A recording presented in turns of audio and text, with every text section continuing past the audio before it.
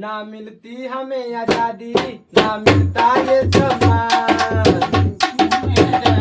ना मिलता ये सम्मान, ना मिलती हमें आजादी, ना मिलता ये सम्मान।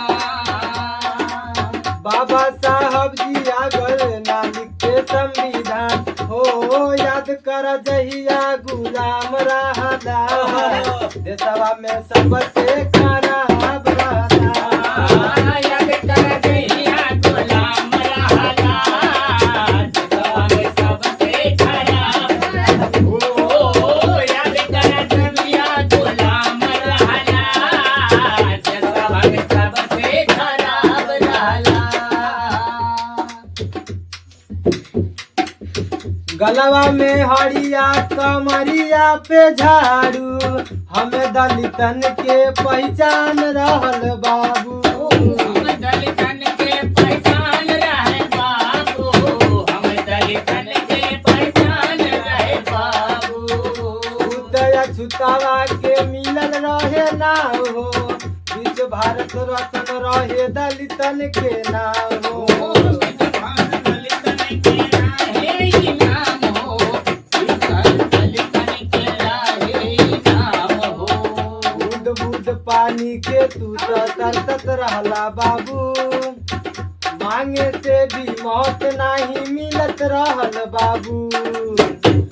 झूठा पूठा तू तो बाबू खात रहला, झूठा पूठा तू तो सब ही खात रहला, देशवा में सबसे खराब रहला।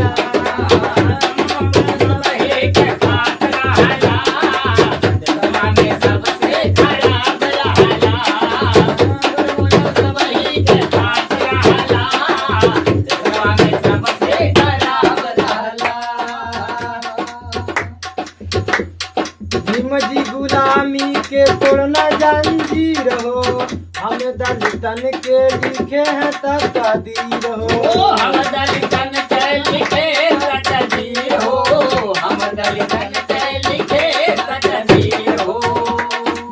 भीम जी गुलामी के तोड़े जंजीर हो, हमें दलितन के लिखे हैं तकदीर हो। हम दलितन के लिखे तकदीर हो, हम दलितन के लिखे तकदीर हो।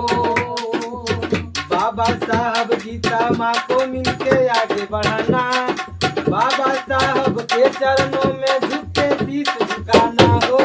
लागत है कि भीम जी को भूल गईला, देशवा में सबसे खराब रहला। भीम जी के भूल गईला, देशवा में सबसे खराब रहला। लागत भीम जी के भूल गईला, देशवा में सबसे खराब रहला। ओ याद कर जहिया गुलाम रहला, देशवा में सबसे खराब रहला। याद कर जहिया गुलाम रहला, देशवा में सबसे खराब रहला। ओ याद कर जहिया गुलाम रहला, देशवा में सबसे खराब रहला। याद कर जहिया गुलाम रहला, देशवा में सबसे खराब रहला।